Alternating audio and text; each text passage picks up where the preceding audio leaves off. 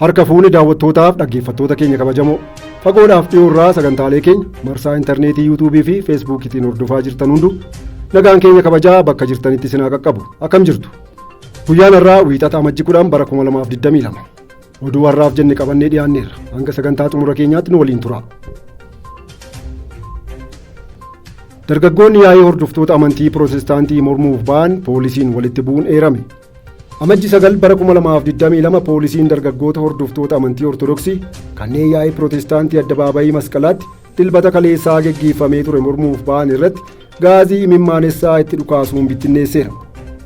Yaa'iin sagantaa kadhannaa fi waaqeffannaa hordoftoota amantaa Pirootestaantiin qophaa'ee ture kun akka hin geggeeffamneef akkasumas saganticha haqsiisuufis gaafatamee ture.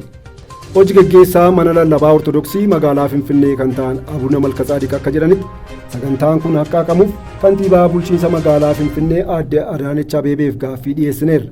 Gaaffii dhiyeessineefis deebiin nuuf hin kennamne.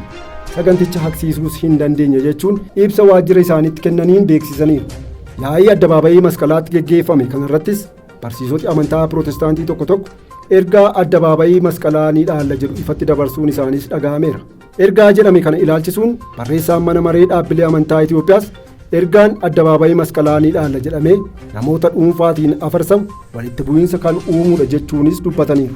Oduu keenya biraatiin balaa birmadummaa biyyaa irratti aggaamamu qolachuuf baay'ee hojjechuutu nurra jira jedhame. Ministeera raayyaa ittisa biyyaa Dr. Abrahaam kan kana jedhan haasaa baniinsaa sirna eebba gamoo waajjira olaanaa ministeera raayyaa ittisa biyyaa irratti taasisaniini. Itoophiyaan bara baraan waraana diinota ishee keessaa fi alaa yeroo garaa garaatti irratti banan qolachuun birmadummaa ishee kabachiistee har'a ga'uu ishees kaasaniiru. Dhaloonni ammaa birmadummaa biyya isaa kabachiisuu keessatti hojii abbootiin isaa hojjetan yeroo itti irra deebi'uun mirkaneessuudha jechuunis dubbataniiru. Hojiin birmadummaa biyyaa kabachiisuu milkaa'inaan xumuramuu ilaalchisee hooggansi muummeen ministeeraa Abiyyi Ahmad kennan yeroo kamiyyuu irraanfatamuu hin qabu jedhaniiru. Gara fuula duraattis birmadummaa biyyaa cimsuuf humna ga'umsaa fi hojimaata raayyaa ittisa biyyaa cimsuun daran barbaachisaa akka ta'es Dr. Abrahaam kaasaniiru. Oduu keenya biraatiin muummeen ministeeraa Abiyyi Ahmad finciltoota Tigraay fi qondaaltota siyaasaa himati isaanii addaan citee hidhaatii hiikaman akeekkachiisan. Muummeen ministeeraa loltootaaf ajajoota olaanoo waraanaaf badhaasa yeroo kennamu haasaa taasisaniin mootummaan isaanii aangawoota adda bilisummaa uummata Tigraay hidhaatii hiikuu isaatiin mormii isa mudateefis deebii kennaniiru.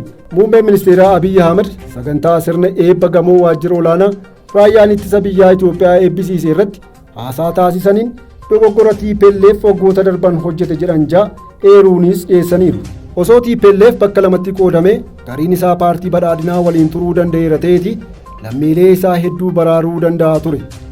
Addi bilisa baasaa uummata Tigraay kallattii heera mootummaa Itoophiyaa faallessuun taajjabdoota filannoo hundeessuun haalli ittiin filannoo gaggeessuudhaaf socho'e gatii isa baasiseera kan jedhan muummeen ministeeraa Abiyyi waa'ee haleellaa kaampii raayyaa ittisa biyyaa kan Tigraayitti argamu irratti raawwatamees kaasaniiru.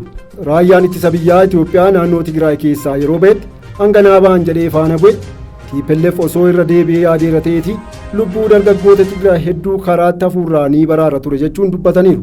Ammaan kana TPLF bitaaf mirgaatiin nu tuttuquu yaala kan jedhan muummeen ministeeraa Abiyyi